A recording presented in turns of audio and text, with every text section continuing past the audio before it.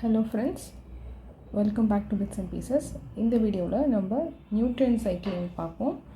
And last வீடியோவில் வந்து ecological pyramids பார்த்துருப்போம், pyramid of biomass, pyramids of energy, இதெல்லாம் பார்த்துருப்போம். அது எனர்ஜி நீங்கள் பார்த்தீங்கன்னா ஒவ்வொரு ட்ராபிக் லெவல்லையும் அது மூவ் ஆக எனர்ஜி லாஸ் ஆகிட்டே இருக்கும். Heat and also some part of energy for metabolic activity, அது இல்லை ரெஸ்பிரேஷனுக்காக இந்த மாதிரி யூஸ் ஆகும்.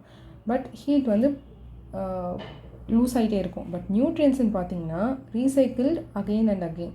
ஏன்னா ஒரு லிவிங்லேருந்து நான் லிவிங்க்கு நியூட்ரியன்ஸ் வரும், திரும்பி அட்மாஸ்ஃபியருக்கு போதா, அட்மாஸ்ஃபியர்லேருந்து rain or else through sunlight. So some part of nutrients again எர்த்துக்கு வரும், திரும்பி மேலே போகும், திரும்பி இந்த சைக்கிள் இப்படியே ரன் ஆகிட்டே இருக்கும். இதுதான் பயோ ஜியோ கெமிக்கல் சைக்கிள்ஸ்னு சொல்லுவாங்க. நிறைய விதமான நியூட்ரியன் சைக்கிள்ஸ் இருக்குது. அண்டு நியூட்ரியன் சைக்கிள்லேயே பேஸ்ட் ஆன் இந்த ரீப்ளேஸ்மெண்ட் பீரியடுன்னு சொல்லுவாங்க. அது என்னென்னா பர்ஃபெக்ட் இம்பர்ஃபெக்ட்னு சொல்லி ரெண்டு விதமாக பிரிக்கலாம். ரீப்ளேஸ்மெண்ட் பீரியட்னால் இப்போ ஒரு விஷயத்துக்காக ஒரு நியூட்ரியன்ஸை வந்து யூஸ் பண்ணுறோம், திரும்பி வேகமாக அந்த இடத்துல அந்த நியூட்ரியன்ஸை நம்ம ரீப்ளேஸ் பண்ணணும். அதுதான் நியூட்ரியன்ஸ் ஃபாஸ்ட்டாக ரீப்ளேஸ் பண்ணுறதுன்னு சொல்லுவாங்க. இதான் பர்ஃபெக்ட் சைக்கிள்னு சொல்லுவாங்க. இம்பர்ஃபெக்ட் சைக்கிள்னால் சில செடிமெண்ட்ஸ் எல்லாம் என்ன ஆகும்னா, இது மோஸ்ட்டாக செடிமெண்ட்ரி சைக்கிளிங்கில் தான் அது மாதிரி நடக்கும். இப்போ இப்படி அட்மாஸ்ஃபியர் டு எர்த்தை திரும்பி எவாப்ரேஷன் மூலமா அப்படியே அட்மாஸ்ஃபியர் கம்பஷன் இது மூலமா திரும்பி அட்மாஸ்ஃபியருக்கு வேகமாக போகும். இந்த சைக்கிள் வேகமாக ரீப்ளேஸ் ஆகாமல் ஒரு சிலது வந்து இது கீழே அப்படியே செடிமெண்ட்டாக எர்த்லேயே லாக் ஆகிடும். அதை வேகமாக ரீப்ளேஸ் பண்ணுறதுக்கு அவைலபிலிட்டி இருக்காது. ஸோ இன்கம் ஒன்று இருக்கும், அவுட் கோயிங்காக போகும்போது கம்மியாக போகும். ஸோ இது இம்பர்ஃபெக்ட் சைக்கிள்ஸ் சொல்லுவாங்க. இது எந்த மாதிரி சைக்கிள்ஸில் பார்க்கலாம்னா செடிமெண்ட்ரி சைக்கிள்ஸில் ஃபாஸ்பரஸு, சல்ஃபரு, மெக்னீஷியம், கால்சியம் இதெல்லாம். மோஸ்ட்டாக கேஷியஸ் சைக்கிள்லாம் பார்த்திங்கன்னா பர்ஃபெக்ட் சைக்கிள் தான். இந்த மீத்தேன், நைட்ரஜன், கார்பன், ஹைட்ரஜன் இதெல்லாம் கேஷியஸ் சைக்கிள். இது ஒரு பிவைக்யூலையும் ரிஃப்ளெக்ட் ஆகிருக்கும், எது கேஷியஸ் சைக்கிள் எது செடிமெண்ட்ரி சைக்கிள் சொல்லி பின்னாடி பார்ப்போம். கேஷியஸ் சைக்கிளுக்கும் செடிமெண்ட்ரி சைக்கிளுக்குமே டிஃப்ரென்ஸ் இருக்குது. இது வந்து based on reservoir, nature of reservoir. நம்ம மேலே பார்த்தது வந்து பேஸ்ட் ஆன் ரீப்ளேஸ்மெண்ட் பீரியட் பொறுத்து பர்ஃபெக்ட் இம்பர்ஃபெக்ட்னு பிரித்தாங்க. நெக்ஸ்ட்டு ரிசர்வாயர் பொறுத்து கேஷியஸ் செடிமெண்ட்ரின்னு சொல்லி பிரிக்கலாம். கேஷியஸ் என்னென்னா ரிசர்வாயர் என்ன இருக்குதுன்னு பார்த்தீங்கன்னா அட்மாஸ்ஃபியரும் ஹைட்ரோஸ்பியர். ஹைட்ரோஸ்பியர்ன்றது இந்த வாட்டர், ரிவர் இதெல்லாம் இருக்கிறது ஹைட்ரோஸ்பியர், சி இதெல்லாம். அட்மாஸ்ஃபியர்ன்றது இந்த லேயர்ஸ் ஆஃப் அட்மாஸ்ஃபியர் பார்த்துருப்போம், இந்த ஸ்ட்ராட்டோஸ்பியர், எக்ஸோஸ்பியர், தெர்மோஸ்பியர் இந்த மாதிரி லேயர்ஸ் இருக்கும். So water, carbon, nitrogen, methane இதெல்லாம் கேஷியஸில் வருது. செடிமெண்ட்ரின்றது எர்த் க்ரஸ்டில் இருந்தாலும் நம்மளுடைய அதோட சோர்ஸே நம்ம ஃபைண்ட் பண்ணுறது. அதாவது ஃபாஸ்பரஸ், சல்ஃபர், கால்சியம், மெக்னீஷியம் இதெல்லாம் இந்த எர்த் செடிமெண்ட்ஸாக க்ரஸ்டல் லேயர்லேயே இருக்கிறது செடிமெண்ட்ரி சைக்கிள். ஜஸ்ட்டு நீங்கள் இமேஜின் பண்ணி பார்த்தாலே உங்களுக்கு ஈஸியாக அதை ஞாபகம் வச்சுக்கலாம். இதில் வந்து ஒவ்வொரு சைக்கிளும் நம்ம பார்ப்போம். First carbon cycle. இது என்னென்னு பார்த்தீங்கன்னா ஆக்சிஜன், நைட்ரஜன் இது எல்லாமே நிறைய இருந்தாலும் கார்பன்றது ரொம்ப மைனர் கான்ஸ்டன்ட் தான். பட் அது இல்லாமல் லைஃபுங்கிறதே கிடையாது. பிகாஸ் அதுதான் வந்து ஃபோட்டோசிந்தசிஸ்க்கு பிளான்ட்ஸு, ஃபைட்டோ பிளான்டான் இதெல்லாம் கார்போஹைட்ரேட்ஸ் தான் யூஸ் பண்ணி கார்போஹைட்ரேட்ஸ் ப்ரொடியூஸ் பண்ணுறதுக்கு இதுதான் சோர்ஸாக பயன்படுத்தி அது இட் வில் சர்வை. ஓகே, இது எப்படி அட்மாஸ்ஃபியர்லேருந்து க்ரஸ்டல் போர்ஷன்ஸ்க்கு வந்து திரும்பி இந்த சைக்கிள்ன்றது எப்படி ஃபார்ம் ஆகுதுங்கிறத கீழே ஒரு சிம்பிள் டயக்ராமில் நம்ம பார்ப்போம். இந்த short term cycle, long term cycle ரெண்டு விதமாகவும் பிரிக்கலாம். ஷார்ட் டேர்ம் சைக்கிள் எப்படின்னா இப்படி அட்மாஸ்ஃபியர் கார்பன் டை ஆக்சைடு, இந்த க்ரீன் பிளான்ட்ஸ், ஃபைட்டோ பிளான்டன்லாம் இன்டேக்காக எடுத்துக்கும். எப்படின்னா ஃபோட்டோசிந்தசிஸ் மூலமா. பிகாஸ் அப்போ தான் அது உள்ள கார்பன் டை ஆக்சைடு எடுத்து ஆக்சிஜனாக அது ரிலீஸ் பண்ணும். ஸோ அனிமல்ஸ் இதை கன்சியூம் பண்ணுறது மூலமா அதனுடைய மெட்டபாலிக்ஸ்லேயும் கார்பன் கலக்க ஆரம்பிக்கும்.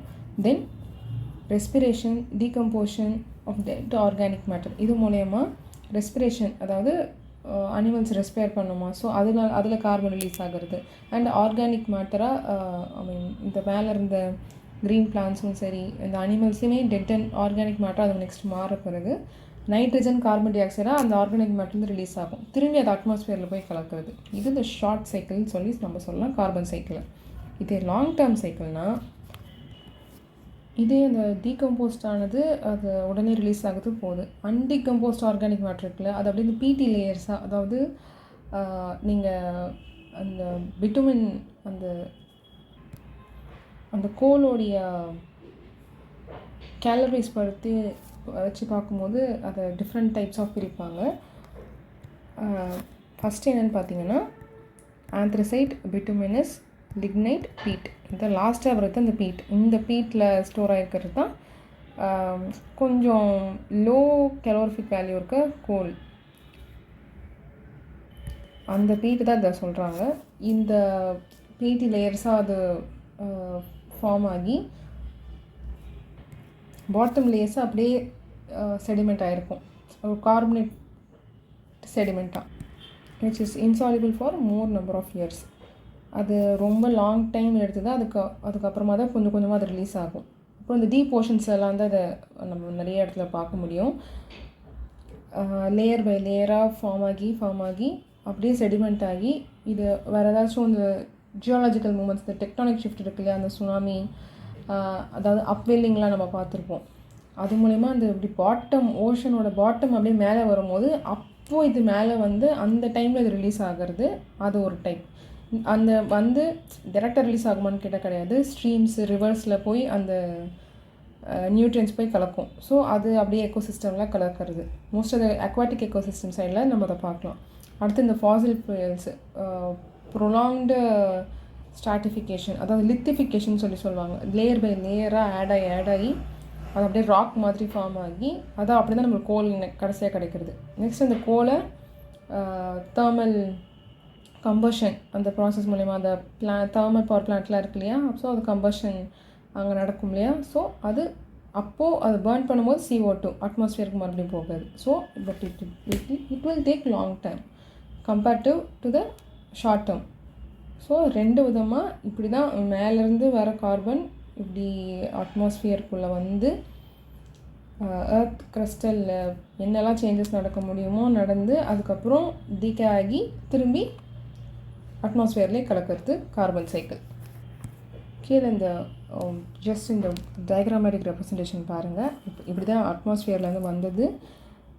ஃபோட்டோசிந்தசிஸ், ஃபைட்டோபிளாங்க்டான், அதுக்கப்புறம் மெரைன் செடிமெண்ட்டாக ஆர்கானிக் மேட்டர் செடிமெண்ட் ஆகுது. அந்த இடத்துல இந்த டீகம்போஷன், ரெஸ்பிரேஷன் அனிமல்ஸுக்கு நடக்கும்னு சொன்னோம் இல்லையா, அது ரெஸ்பிரேஷன் மூலமா கொஞ்சம் அட்மாஸ்ஃபியருக்கு போகாமல் அங்கேயே அன்டீகம்போஸ்டு ஆர்கானிக் மேட்டர் லேயராக ஃபார்ம் ஆகி லித்திஃபிகேஷன் சொல்கிறாங்க அந்த ப்ராசஸை. Fazil fuel, then combustion, again it goes to atmosphere.